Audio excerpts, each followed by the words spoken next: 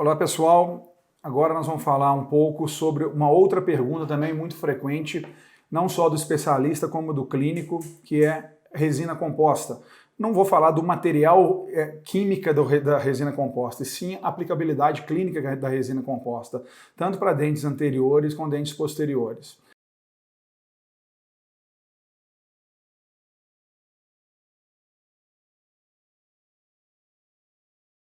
Tanto nas perguntas que me mandam, ou nos WhatsApp, ou nos directs do Instagram e assim por diante, ou nas aulas presenciais, sempre eles querem, Guilherme, eu quero uma receita de bolo para um diastema, uma receita de bolo para uma fratura.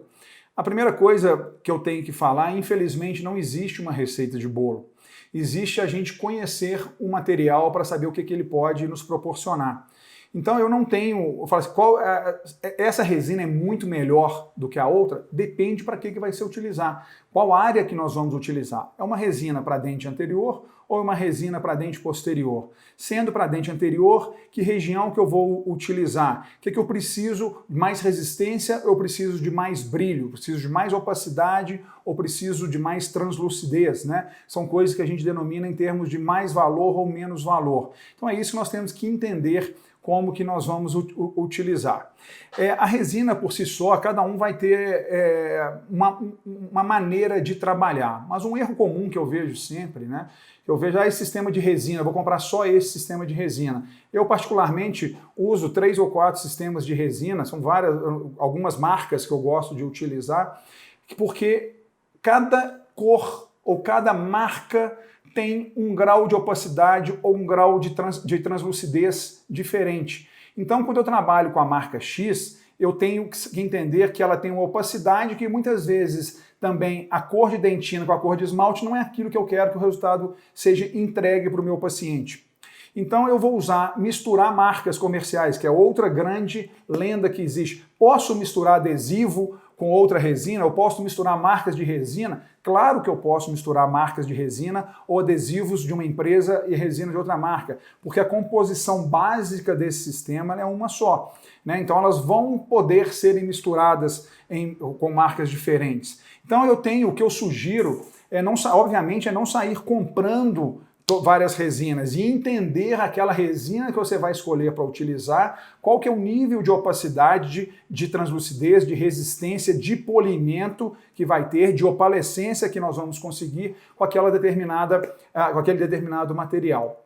Né? E também disso, não só a resina, mas como que nós vamos utilizar. Eu gosto muito de resina que me permita esculpi-la em dentes anteriores, principalmente com pincel. Tá? Eu gosto muito de trabalhar com pincel, não acho que há necessidade de utilizar tantas cores de resina para, por exemplo, fazer uma faceta ou uma classe 4 ou uma classe 3. Eu acredito que na maioria dos casos, 90% dos casos, nós vamos resolver somente com 2 cores de resina, ou nesses outros 10 a 20% nós vamos resolver com 3 cores de resina e outros 1% talvez, com mais do que isso, 4 cores de resina quando eu vou utilizar alguns corantes, que é um artifício que nos últimos anos eu tenho utilizado cada vez mais. Então eu tenho que entender os recursos que o meu sistema em si dá, os sistemas dão, ou o que eu tenho disponível no mercado.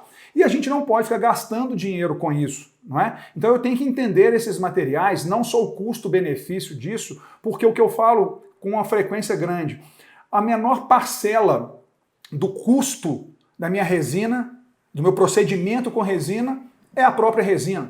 Nós estamos falando aí de resinas que vão variar de R$60 a R$400. A gente tem que entender que restaurações tipo classe 1, num tubo de 2 gramas, nós vamos fazer até 40 restaurações. Então, se dividir o valor da resina pelo número de procedimentos, não é isso que vai fazer a diferença. Tá? Então nós temos que entender aquele sistema de resina. Eu tenho as minhas preferências de resina, que não vem ao caso agora, das marcas comerciais, como eu falei, eu não uso uma só, eu tenho as minhas preferências para dentina e as minhas preferências para esmalte. Obviamente, as minhas preferências de dentina, eu tenho que ter níveis diferentes de opacidade, que quando eu preciso de mais opacidade, eu preciso de menos opacidade, e a de esmalte eu preciso sempre que um esmalte que me dê um polimento satisfatório, não só imediato, mas que retenha esse polimento ao longo dos meses. Necessário que volte as consultas periódicas, as revisões periódicas, a gente refaça o polimento, resina tem esse problema assim, e ainda me perguntam, Guilherme, mas eu uso essa resina, tudo bem que ela é boa de estética, mas ela não me dá,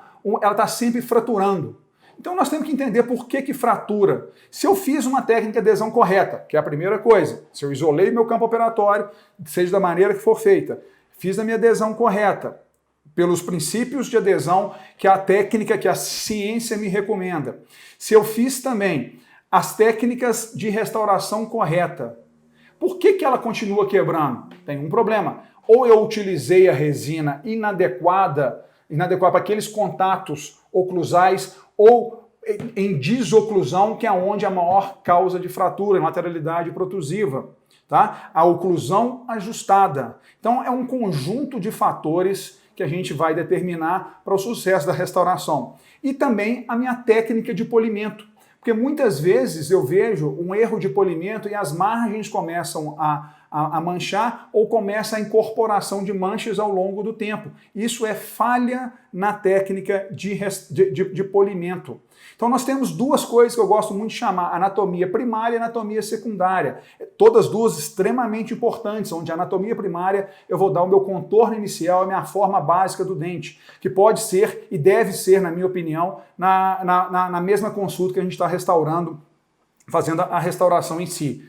E depois a minha anatomia secundária, aonde eu vou fazer as minhas caracterizações de superfície, né? Aonde eu vou definir, eu vou acentuar a minha área plana, meus sulcos transversais, as minhas depressões e assim por diante, que são técnicas relativamente simples. Eu vejo muitas vezes dificultando isso daí. Isso não que seja o primordial, ela é importante, mas não é o mais fundamental. Nós temos que acertar na forma e para isso escolher o material adequado, o material que nos dê a capacidade para reproduzir a textura, a opacidade, a cromaticidade ideal do dente a ser copiado e me dê também o brilho do dente que nós estamos tentando copiar. Então, resumindo, não existe também uma receita de bolo para falar qual que é o material ideal. O que existe é a gente entender como que funciona cada material. E eu tenho certeza que isso vem também um pouco de preferência, principalmente da maneira que a gente manuseia. Resinas mais duras são difíceis da gente esculpir. Então tudo vem assim como nos adesivos, como que você domina essa técnica e domina os materiais. Sempre algum material com uma vantagem, outros materiais com